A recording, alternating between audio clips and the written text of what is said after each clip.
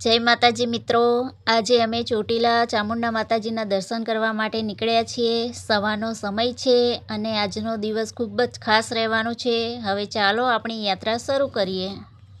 મિત્રો, મુસાફરી દરમિયાન રસ્તામાં સુંદર નજારા પણ તમને બતાવતા રહીશું, જેથી તમને પણ એવું લાગે કે તમે અમારી સાથે ચોટીલાની યાત્રા કરી રહ્યા છો। મિત્રો, યાત્રા માત્ર પહોંચવાનું નામ નથી, પરંતુ રસ્તામાં મળતા અનુભવો પણ યાત્રાનો એક સુંદર ભાગ હોય છે।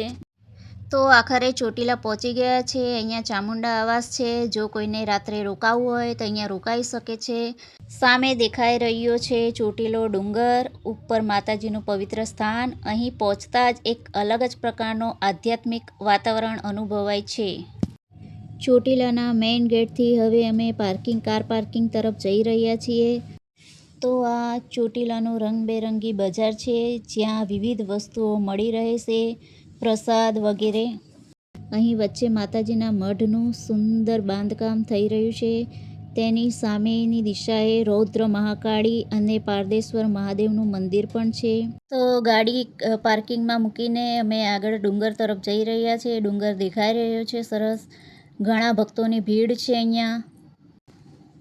અહીંયા ભોજનાલય પણ છે।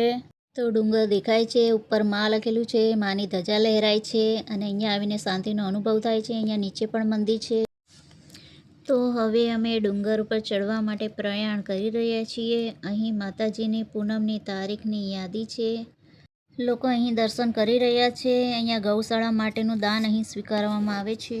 તો હવે ડુંગરના પગથિયા ચડવાનું શરૂ કરીએ છીએ। શરૂઆતમાં તો બહુ સહેલું લાગે છે, પણ જેમ જેમ ઉપર જઈએ છીએ તેમ સમજાય છે કે માતાજીના દર્શન માટે થોડી મહેનત તો કરવી જ પડે ને। અને નાના નાના ભક્તો પણ ડુંગર ચડી રહ્યા છે। તો ડુંગર ચડતા વચ્ચે મહાકાળી માતાનું મંદિર આવે છે। તો આપણે મહાકાળી માતાના દર્શન કરીએ। અને વચ્ચે અડધો ડુંગર ચડી ગયા હોય એવું લાગે મહાકાળી માતાનું મંદિર આવે એટલે। જય મહાકાળી માતા।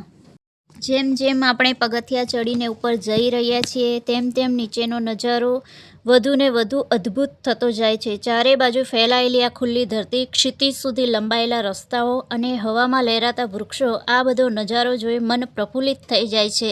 આ ડુંગર ચડતી વખતે ભલે શારીરિક થાક લાગે છે, પણ આજુબાજુ ગુંજાતા જય ચામુંડામાના નારા અને શ્રદ્ધાળુઓનો અદ્ભુત ઉત્સાહ તમામ થાકને પળભરમાં ગાયબ કરી દે છે। અહીં દરેક ઉંમરના લોકો, નાના બાળકોથી લઈને વડીલો સુધી, માત્ર અને માત્ર શ્રદ્ધા અને ભક્તિભાવ સાથે આગળ વધી રહ્યા છે। આ દ્રશ્ય જોઈને ખબર પડે છે કે શ્રદ્ધા એટલે શું। હવે આપણે મા ચામુંડામાના દરબારમાં પહોંચી ગયા છે। આ દિવ્ય ભૂમિની ઉર્જા અનુભવાય છે। જય માતાજી, જય ચામુંડામાં। જો ભક્તોની કેટલી ભીડ છે। અહીંયા માતાજીના આશીર્વાદ મેળવવા સૌ ભક્તો આવ્યા છે। જય માતાજી। તો તમે પણ બધા દર્શન કરો માતાજીના વિડીયોમાં। જય માતાજી। મિત્રો, આ જ મંદિરમાં ખેતલિયા વીર દાદાનું પણ મંદિર છે। આપણે એમના પણ દર્શન કરીએ। જય ખેતલિયા વીર દાદા। તો અહીંયા માતાજીના વાહન એવા સિંહની ખૂબ સુંદર પ્રતિમા છે। અહીંયા લોકો કંકુ ધરાવી રહ્યા છે, દર્શન પણ કરી રહ્યા છે। તો આપણે આગળ વધીએ તો મેલડી માતાનું મંદિર આવે છે। આપણે મેલડી માતાના પણ દર્શન કરીએ। જય મેલડી માતા। હવે અહીંથી આગળ વધીએ તો કાળ ભૈરવ દાદાનું મંદિર આવે છે। તો આપણે કાળ ભૈરવ દાદાના દર્શન કરીએ। અહીંયા ભાવિક ભક્તો શ્રીફળ વધેરી રહ્યા છે। અહીંયા આગળ જતાં ધૂપ થાય છે અહીંયા માતાજીનો। અહીંયા ત્રિશૂળ પણ છે માતાજીનું। જય માતાજી। જુઓ બધો નજારો ચોટીલા ડુંગરનો, ધજા લહેરાય છે માતાજીની, ખૂબ સરસ।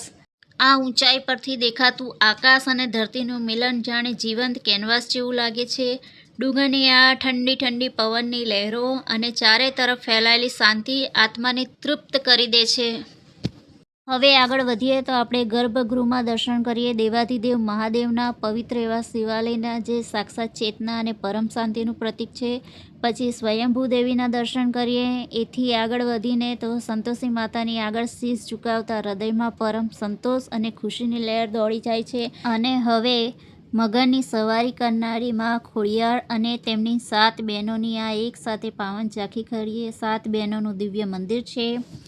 ગૃહમાંથી બહાર આવતા બટુક ભૈરવ દાદાનું મંદિર છે। આપણે ત્યાં દર્શન કરીએ। જય બટુક ભૈરવ મહારાજ।